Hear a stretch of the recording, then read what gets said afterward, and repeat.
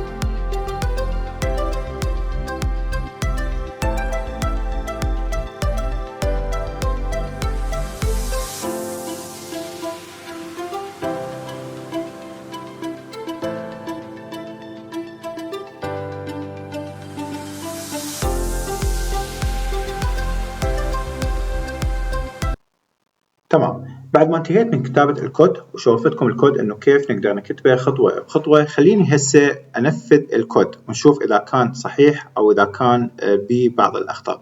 فمبدئيا نضغط على تنفيذ. فاذا تلاحظ عزيزي المتابع انه الكود اشتغل. خلينا نختبر اللعبة مبدئيا. فاللعبة ايضا اشتغلت وما بيها اي اخطاء. فنقدر نحركها حسب الاتجاهات اللي تريدها، إن كان يمين يسار أعلى أو أسفل.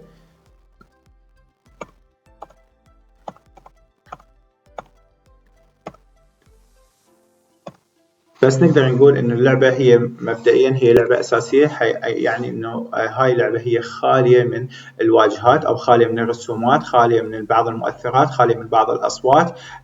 بس اللي أحتاجه من عندكم إنه إذا حبيتوا نطور اللعبة ونسوي عليها جزء ثاني أو ثالث أو رابع فما عندي أي مشكلة. اكتبوا لي بالتعليقات وقولوا لي إنه نحتاج إنه نطور هاي اللعبة بحيث نعمل من عندها سلسلة متكونة من 5 أجزاء، بحيث إنه نضيف أصوات أو نضيف خلفيات أو نضيف صور. فأنا ما عندي مشكلة بهذا الشيء، نطورها خطوة بخطوة. بس أنا مبدئيا كتبت لكم هذا الكود ونفذت اللعبة قدامكم، لأن أنا أريد كل مبرمج مبتدئ إنه يبدي بهاي البداية. ليش؟ حتى يصير عنده الشغف الكامل، حتى يصير عنده الاندفاع الكامل مبدئيا اتجاه البرمجة. ومن ناحية التطوير فماكو أي مشكلة، اسألوني واكتبوا لي بالتعليقات وأنا مستعد إنه أقدم لكم خدمة بهذا الشيء ونطورها سوية بخطوة بخطوة. خلينا هسه مبدئيا أشرح لكم الكود وكيف كتبت الكود ومن شنو يتكون، حتى كل واحد يعرف إنه هذا الكود ليش نوضع بهاي المساحة وشنو الغاية من عنده. مبدئيا احنا سوينا استيراد للمكتبات وهيئنا اللعبة، والمكتبة اللي استخدمناها في هذا الكود او في هذه اللعبة هي الباي جيم. ليش؟ لان احنا بالباي جيم حتى اسوي واجهة اللعبة، واستخدمت ايضا مكتبة الراندوم. ليش؟ لأن حتى أختار مواقع الطعام وتكون بشكل عشوائي. أما بالنسبة للتايم، ليش استوردت التايم أو ليش استخدمت أيضا التايم؟ استخدمت التايم لأن حتى يكون اختياري. طبعا هذا يكون اختيارها من عندك يعني. ليش؟ لأن حتى تأخر التحديثات إذا احتاجتها لاحقا. وبنفس الوقت أنا شو استخدمت؟ أنا استخدمت هنا أيضا باي جيم init. ليش أنا استخدمت باي جيم init؟ ليش؟ لأن حتى أشغل اللعبة وين أشغلها؟ بمكتبة الباي جيم، وهي من الأساسيات. أنا هسه ما شرحت لكم بالنسبة لي مكتبة الباي جيم، بس راح أسوي لكم فيديو عن قريب إن شاء الله. أنا شوي تأخرت عليكم لأن كنت مشغول، بس راح أسوي لكم فيديو قريب هاي الأيام الجاية عن طريق مكتبة الباي جيم وكيف تنصب مكتبة الباي جيم في كمبيوترك. ليش؟ حتى تقدر تستخدمها داخل حقل أو داخل بيئة الفيجوال ستوديو كود، أو إذا كنت تستخدم البايتشرم. فخلينا هسه نشتغل على الخطوة الثانية. الخطوة الثانية هي تعريف الألوان. فأنا هنا عرفت الألوان، شنو الألوان اللي راح تصير داخل مساحة اللعبة، واستخدمت أيضا الألوان تكون بصيغة RGB. طبعا هي الصيغة المعروفة هنا. الخطوة الثالثة إنه فهمت إنه كيف راح تسوي نافذة اللعبة، إنه كيف تضبط إعدادات النافذة مال اللعبة وتقدر القياسات راح تكون مالتها. الخطوة الرابعة أيضا هنا حددت إنه السرعة مالت الثعبان والحجم مال الثعبان، إيش قد راح يكون سرعتها وإيش قد راح يكون حجمها، وهاي من الأساسيات. وأنت بذاك الوقت إنه تقدر تحدث هذا الشيء، وإنه تقدر تطور هذا الشيء، وتقدر تحدد إنه إيش قد تكون سرعتها، تقدر تسويها بطيئة وتقدر تسويها سريعة في نفس الوقت. بس لو تلاحظ هنا إنه أنا سويت لك سناك بلوك هو يمثل حجم الثعبان، إنه تقدر تكبرها أكثر إذا حبيت. هذا الشيء يعتمد على ذوقك وعلى إبداعك في حقل البرمجة. أما بالنسبة للخطوة الرابعة فأنا سويت شنو؟ سويت إعدادات للخطوط والعرض النص، إنه كيف راح يطلع النص داخل مكان اللعبة أو داخل حقل اللعبة، وهذا الشيء أيضا يعتمد عليه. أنا سويت هذه الإعدادات إنه تكون بهذا القياس، يعني بشكل أساسي شفت إنه هذا الشيء مناسب، بس إذا تحب تطور تقدر تغير على هذا الشيء بمرور الوقت. الخطوة الرابعة أنا سويت هنا إنه استدعيت دوال مساعدة. هاي الدوال تقوم بعرض دوال مساعدة. هاي الدوال إنه هنا راح تقوم بعرض عدد النقاط بالزاوية العلوية من الشاشة. تلاحظ بالزاوية العلوية من الشاشة راح تلاحظ إنه أكو عدد نقاط. هاي الدالة هي تفيدني بهذا المجال. ليش؟ لأن حتى تحسب لي عدد النقاط اللي الثعبان أنجزتها. أما بالنسبة للدالة الموجودة هنا اللي عرفتها أيضا للثعبان. ليش؟ حتى نمر على كل جزء من جسم الثعبان ونرسمه بشكل مربع، راح يكون همينه باللون الأخضر. باللون طبعا راح يكون اختياري، إن أنت تقدر تثبت على هذا الأساس وتقدر تغيره على هذا الأساس. هنا بالنسبة إلى عرض الرسائل، هنا أنا عرفت لك هاي الدالة. ليش؟ لأن حتى هاي الدالة تعرف لك الرسائل وتبين لك إذا كنت أنت فزت وتبين لك إذا أنت خسرت. زين، لو نجي على هاي الدالة هنا اللي عرفتها أيضا، هاي الدالة هنا عرفتها اللي هي عبارة عن Game Over و Game Close. Game Over و Game Close الغاية من عندها ليش عرفت هاي الدالة وليش كتبتها بهاي الصيغة؟ ليش؟ لأن حتى تحدد لك إنه في أي وقت إنه تقدر تخرج من اللعبة، وحددت لك أيضا الشاشة تبع الخسارة بعد ما تغلق هنا، إنه إيش قد خسارة عدد النقاط أو إيش قد وصلت إلى مستوى محدد هنا. فالغاية من هذا إنه أطلع لك حتى نخرج من اللعبة، وبنفس الوقت حتى تبين لك شاشة الخسارة. فراح يكون عرض مبسط يعني. أما الأكواد الموجودة هنا أو في هذا الحقل الموجود، فهذا هو مختص في تحريك الثعبان، وهذا طبعا من الأساسيات. ليش؟ لأن حتى تتحكم بالاتجاهات الخاصة بالثعبان، إن كانت يمين أو يسار أو فوق أو تحت، عن طريق شنو؟ عن طريق مفاتيح الأسهم، إن كانت بالكيبورد في اللابتوب تبعك، أو إن كانت كانت في الآيباد أو في الآيفون تبعك أو في الفون تبعك. أما بالنسبة لتوليد الطعام، فهذا أيضا من الأساسيات اللي لازم أجهزها داخل حقل البرمجة. فليش؟ لأن حتى نولد موقع الطعام راح يكون طبعا لازم بشكل عشوائي، فراح نستخدم صيغة الراوند. أنا استخدمت صيغة الراوند. ليش استخدمت صيغة الراوند؟ لأن هاي من الأساسيات إنه تولد بها الطعام بشكل أساسي، وحتى بنفس الوقت تجعل الإحداثيات تكون متناسقة يعني مع حجم الثعبان.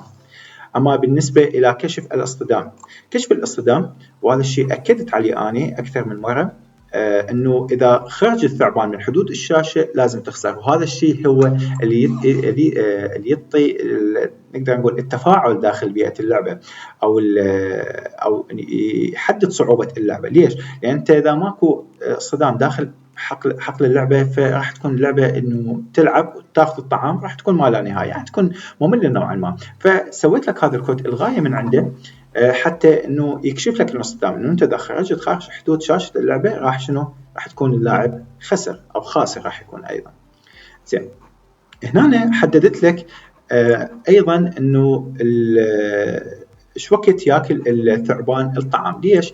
لان يتم انشاء طعام جديد من مكان اخر. لان اذا الثعبان اكل طعام معين، فحتى ينشئ لك اوتوماتيكيا، يحدد لك اوتوماتيكيا داخل حقل اللعبه انه الثعبان راح لازم يروح او لازم انت تتوجه الى الطعام الثاني.